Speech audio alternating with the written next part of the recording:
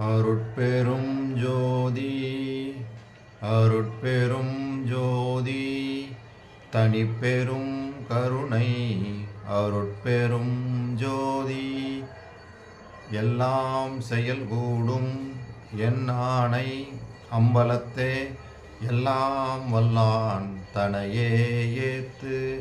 ஓம் ஸ்ரீ ராமலிங்காபயம். ஓம் ஸ்ரீ ராமலிங்காபயம். ஓம் ஸ்ரீ ராமலிங்காபயம். எல்லோருக்கும் வணக்கம். இது எனது யூடியூப் சேனலான எல்லாம் செயல்கூடும் வள்ளலார். நான் வள்ளலார் முத்து பேசுகிறேன். இன்றைய பதிவில் நாம் அருட்பெரும் ஜோதி அகவல் வரிகள் 801 810 வரை மொத்தம் 10 வரிகளுக்கான விளக்கத்தை பார்க்க இருக்கின்றோம். முதலில் நான் வரிகளை படிக்கிறேன், பின்பு விளக்கத்தை பார்ப்போம். நால்வயிற்றொரிசும் நன்னுயிர் ஆதியில் ஆலற அடக்கும் அருட்பெரும் ஜோதி. நால்வயிர் படைப்பும் நால்வயிர் காப்பும் ஆலற அடக்கும் அருட்பெரும் ஜோதி. மூவிடத்து இருமையின் முன்னிய தொழில்கரில் ஆவிடத்து அடக்கும் அருட்பெரும் ஜோதி. மூவிட மும்மையின் முன்னிய தொழில்கரில் ஆவிடம் அடக்கும் அருட்பெரும் ஜோதி.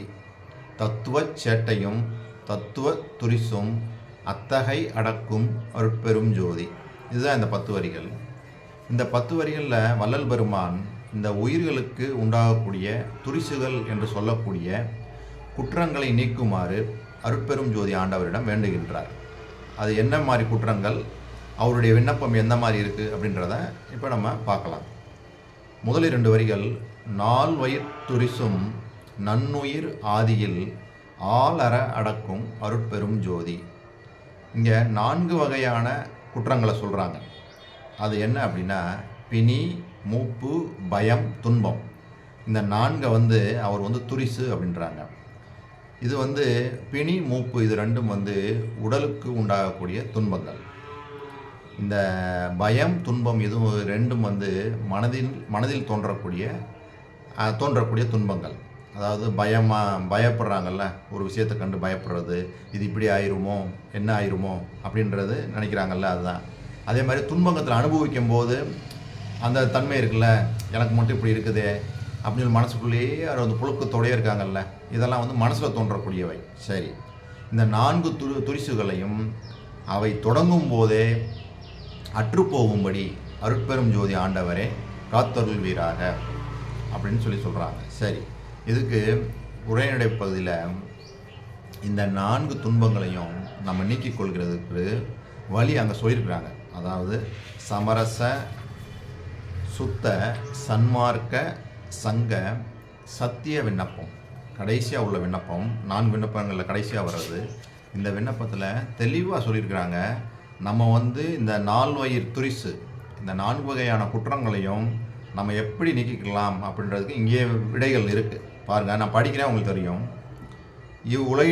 இவ்வுலகினிடத்து 6 அறிவுள்ள உயர்வுடைத்தாகிய தேகத்தை பெற்ற யான் இத்தேகத்திற்கு இடைக்கிடை நேர்கின்ற மரணம், பிணி, மூப்பு, பயம், துன்ப முதலிய அவத்தைகள் எல்லாவற்றையும் நிவர்த்தி செய்து இத்தேகத்தையே நித்திய தேகமாக்கி கொண்டு எக்காலத்தும் எவ்விடத்தும் எவ்விதத்தும் எத்துணையும் தடைப்படாத பேரின்ப சித்தி பெருவாழ்வை பெற்று வாழ்தல் வேண்டுமென்பதே எனது சத்தியமான அதிதீவிர விருப்ப முயற்சியாக இருக்கின்றது.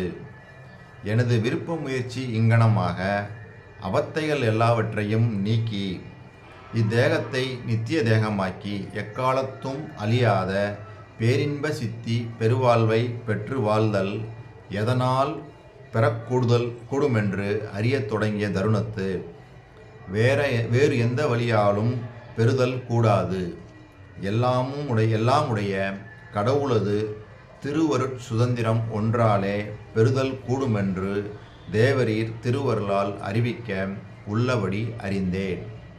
பின்னர் திருவருட் சுதந்திரம் நமக்கு எந்த வழியார் கிடைக்கும் என்று அறியத் தொடங்கிய தருணத்து யான் எனது என்று சொல்லக்கூடிய தேக சுதந்திரம், போக சுதந்திரம், ஜீவ சுதந்திரம் என்னும் மூவகை சுதந்திரங்களும் நீங்கிய விடத்தே கிடைக்கும் என்று தேவரீர் திருவருளால் அறிவிக்க உள்ளபடி அறிந்தேன். ஆகலில் எனது சுதந்திரமாகிய தேக சுதந்திரம், போக சுதந்திரம், ஜீவ சுதந்திரம் ஆகியவற்றை தேவரீர் திருவருட்கே சர்வ சுதந்திரமாக கொடுத்துவிட்டேன். இனி இத்தேகத்தினிடத்தும் ஜீவனிடத்தும் போகப் பொருள்களிடத்தும் தேவரீர் திருவருட் சாட்சியாக எனக்கு எவ்விதத்தும் யாதோர் சுதந்திர தோற்றமும் தோற்றமாட்டாது.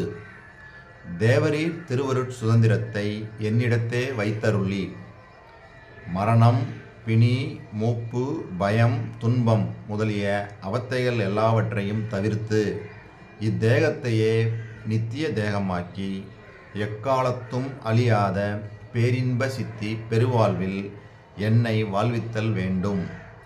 இத்தேகத்தை பெற்ற எல்லா ஜீவர்களுக்கும் எனக்கு அறிவித்த வண்ணமே அறிவித்து அவரவர்களையும் உரிமையுடையவர்களாக்கி வாழ்வித்தல் வேண்டும். தேவரீர் பெருங்கருணை ஆட்சிக்கு வந்தனம் வந்தனம். இங்கனம் சிதம்பரம் ராமலிங்கம். பாருங்கள், எவ்வளோ அருமையான ஒரு விண்ணப்பம். நமக்கு தோன்றக்கூடிய மரணம், பிணி, மூப்பு, பயம் போன்ற துன்பங்கள் எல்லாம் நீங்கணும் அப்படின்னா நம்ம என்ன பண்ணணும்? யான் எனதுன்னு நம்ம வச்சுருக்கிட்ட இந்த தேக சுதந்திரம், போக சுதந்திரம், ஜீவ சுதந்திரம் இவற்றையெல்லாம் கடவுளுடைய அருட் சுதந்திரமாக்கியிருக்கணும். அதுபோல் ஒரு கடவுளுடைய அருட் சுதந்திரம் நம்ம மேலே உண்டாகும்போது நம்மளுக்கு இந்த துன்பங்கள் எதுவுமே வராது, எந்த பாதிப்பையும் ஏற்படுத்தாது.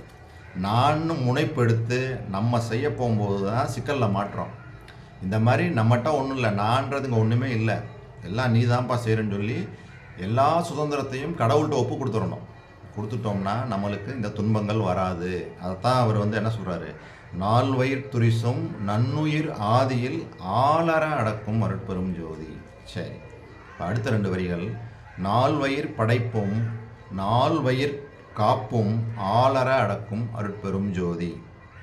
நம்ம 2-3 பதிவுகளுக்கு முன்னாடி பார்த்தோம், ஜீவன்கள் 4 வகையாக பிரிக்கப்பட்டிருக்கன. அதாவது ஊர்வன, பரப்பன, உருவன, நடப்பன அப்படின்னு. இந்த 4 வகை பிறப்புகளுக்கும் இந்த பிணி, மூப்பு, பயம், துன்பம் இதெல்லாம் அதுக்கும் பொதுவாகவே இருக்குது. வள்ளல் பெருமான் இங்கே என்ன சொல்கிறாங்க? இந்த 4 குற்றங்களாலும் இந்த மேற்சொன்ன இந்த ஜீவன்கள், அதாவது உருவன, பரப்பன, நடப்பன, ஊர்வன, இந்த 4 வகையான பிறப்புகளில் உள்ள ஜீவன்களும் இந்த 4 வகையான குற்றங்களும் நீங்கி அவர்களையும் காத்தருளுமாறு அருட்பெருஞ்சோதி ஆண்டவர்கிட்ட வேண்டுறாங்க. எல்லா பிறப்புகளுக்குமே வேண்டுறாங்க. நம்ம மனித பிறப்புக்கு மட்டும் இல்லாமல் ஊர்வன, நடப்பன, பரப்பன எல்லாவற்றிற்குமே அவர் என்ன சொல்கிறாங்க? பொதுவாக கருணையை நிரம்பிய வள்ளல் பெருமான் அனைத்து உயிர்களும் இன்புற்று வாழ்வதற்காக எல்லா உயிர்களுக்கும் வரக்கூடிய இந்த துரிசுகள் என்று சொல்லக்கூடிய மரணம், பிணி, மூப்பு, பயம் எல்லாத்தையும் நீக்குமாறு வேண்டுறாங்க. சரி, அடுத்த வரிகள். மூவிடத்து இருமையின் முன்னிய தொழில்களில் ஆவிடத்து அடக்கும் அருட்பெரும் ஜோதி. இங்கே பார்த்திங்கன்னா மூவிடம் அப்படின்னு சொல்கிறது பார்த்திங்கன்னா நான், நீ, அது, அவன், அவள். அதாவது தன்மை, முன்னிலை, படற்கை. தன்மைன்றது நான், முன்னிலைன்றது நீ, படற்கைன்றது அது, அவன், அவள். இது நம்ம தமிழ் இலக்கணத்தில் படிச்சிருக்கிறோம். இதைத்தான் அவர் சொல்கிறாங்க மூவிடம் அப்படின்றாங்க. அதே மாதிரி இருமை அப்படின்னு சொல்கிறது இம்மை, மறுமையை சொல்கிறாங்க. அப்போ நம்மளுக்கு தெரியும், ஓரறிவு உள்ள தாவரத்திலிருந்து 5 அறிவு உள்ள விலங்கினம் வரைக்கும் இதை என்ன சொல்கிறோம்? அக்ரிணை அப்படின்றோம். உயர் பிறப்பாகிய மனித பிறப்பை உயர்திணை அப்படின்னு சொல்லி சொல்கிறோம். வள்ளல் பெருமான் இங்கே என்ன சொல்கிறாங்க?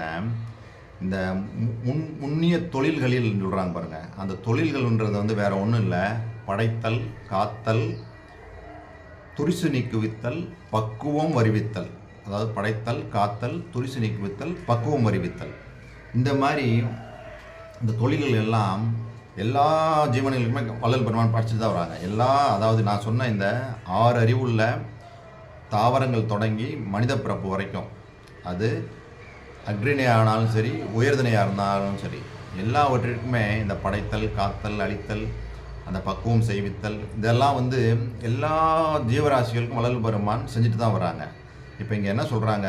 இவைகள் அனைவற்றிற்கும் இம்மை மறுமை இன்பங்களை அளித்து அவர்களை அந்த அருள் வெளிக்குள்ளேயே அடக்கி அருட்பெரும் ஜோதி ஆண்டவரை காத்தருள்வீராக அப்படின்னு சொல்லி தான் சொல்கிறாங்க. சரி, அடுத்த வரிகள். மூவிட மும்மையின் முன்னிய தொழில்களில் ஆவிடம் அடக்கும் அருட்பெரும் ஜோதி. அதாவது ஓரறிவு முதல் ஆறறிவு வரை உள்ள உயர்திணை அக்ரிணை ஆகிய எல்லா ஜீவன்களுக்கும் மனம் வாக்கு காயம் ஆக மூன்றினால் ஆற்றப்படும் செயல்பாடுகளில் அமையுமாறு அடக்கி ஆள்கின்ற அருட்பெரும் ஜோதி ஆண்டவரே. அதாவது அந்த உயர்திணையாக இருந்தாலும் சரி அக்ரிணையாக இருந்தாலும் சரி எல்லா உயிர்களுக்குமே மனம் வாக்கு காயம் ஆகிய மூன்றினால் ஆற்றப்படும் செயல்பாடுகளில் அமையுமாறு அடக்கி ஆள்கின்ற அருட்பெரும் ஜோதி ஆண்டவரே. அதாவது மூவிட மும்மையின் முன்னிய தொழில்களில் ஆவிடம் அடக்கும் அருட்பெரும் ஜோதி. சரி, இப்போ அடுத்த 2 வரிகள். தத்துவ சேட்டையும் தத்துவ துரிசும் அத்தகை அடக்கும் அருட்பெரும் ஜோதி. நம்மளுக்கு தெரியும் 96 வகையான தத்துவங்கள் இருக்குது அப்படின்னு. இந்த 96 வகையான தத்துவங்களை நான் கொஞ்சம் ஷார்ட்டாக சொல்கிறேன். உட்கருவிகள் 36, புறக்கருவிகள் 60. இந்த உட்கருவிகள்ன்றது 36ன்றது வேறு ஒன்றும் இல்லை. பஞ்சபூதங்கள் 5, ஞானேந்திரியம் 5, தன்மாத்திரை 5, கண்மேந்திரியம் 5, அந்தக்கரணம் 4, வித்யா தத்துவம் 7, சுத்த தத்துவம் 5. இது எல்லாம் சேர்ந்து 36. புறக்கருவிகள் 60. பிருதிவியின் கூறு 5, அப்புவின் கூறு 5, தேயுவின் கூறு 5, வாயுவின் கூறு 5, ஆகாசத்தின் கூறு 5. பிருதிவியின் வழிநாடி 10, வாயுவின் வழிநாடி 10, ஆகாசத்தின் வழி ஏடனை 3, வாக்காதிவியின் வழி தொழில் 5, பிரகிருதியின் வழி தொழில் 3, விந்துவின் வழி வாக்கு 4. ஆக மொத்தம் 60. ஆக மொத்தம் இந்த 96 வகை தத்துவங்களினால் ஏற்படக்கூடிய சில விரும்பத்தகாத நிகழ்வுகளையும் அதைத்தான் சேட்டைகள்னு சொல்கிறாங்க. அவைகளினால் ஏற்படக்கூடிய குற்றங்களையும் அதைத்தான் துரிசைன்னு சொல்கிறாங்க.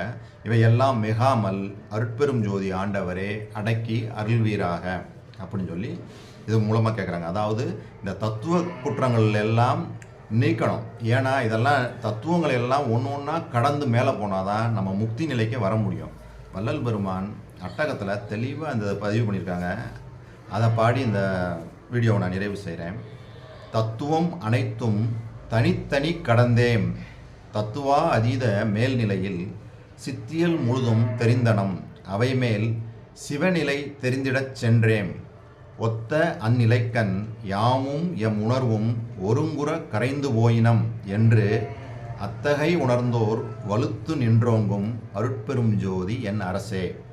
பாருங்கள் எப்படி பதிவு பண்ணுறாங்கன்னு. தத்துவம் அனைத்தும் தனித்தனி கடந்தேன். ஒவ்வொரு தத்துவத்தையும் நான் சொன்னேன்ல, இப்போ 96 தத்துவங்கள். அந்த 96 தத்துவங்களையும் ஒன்று ஒன்றா கடந்து மேலே போகணும். அப்படி போனால் தான் நம்ம என்ன நிலை கிடைக்கும். ஒத்த அந்நிலைக்கண் யாமும் எம் உணர்வும் ஒருங்குற கரைந்து போயினம் என்று அத்தகை உணர்ந்தோர் வலுத்து நின்று ஓங்கும் அருட்பெரும் ஜோதி. அதாவது இந்த ஒரு பாடலே போதும், எவ்வளோ தெளிவாக சொல்லியிருக்காருங்க பாருங்கள். ஒவ்வொரு தத்துவங்களையுமே நம்ம என்ன பண்ணணும், கடந்து அப்படி அப்படியே போய்கிட்டே இருந்தால் தான் நம்ம என்ன பண்ண முடியும், அந்த அருட்பெரும் ஜோதியை. அப்போது அந்த ஸ்டேஜ் ஃபைனல் ஸ்டேஜில் யாமும் எம் உணர்வும் ஒருங்குற கரைந்து போயினோம். அப்போ நான் கடவுள்ன்ற அந்த நிலையே இருக்காது. அப்படியே கடவுளோட அப்படியே ஐக்கியம் ஆயிடலாம். அந்த நிலையை தான் இங்கே சொல்கிறாங்க. இதே நம்மளும் இந்த முயற்சிகளில் இப்போ ஈடுபட்டு வள்ளல் பெருமான் பெற்ற அந்த பேரின்ப சித்தி பெருவாழ்வை நாமும் பெறணும். அதுக்கான முயற்சிகளில் தான் நம்ம இப்போ இருக்கிறோம். நம்ம பயணம் சிறப்பாக நடைபெற வள்ளல் பெருமானின் பொற்பாதங்களை பணிவோம். இதுவரை பொறுமை காத்து எனது வீடியோவை பார்த்த உங்களுக்கு கோடான கோடி நமஸ்காரங்களும் நன்றிகளும். மீண்டும் நாம் நாளை சந்திப்போம். அருட்பெரும் ஜோதி, அருட்பெரும் ஜோதி, தனிப்பெரும் கருணை, அருட்பெரும் ஜோதி.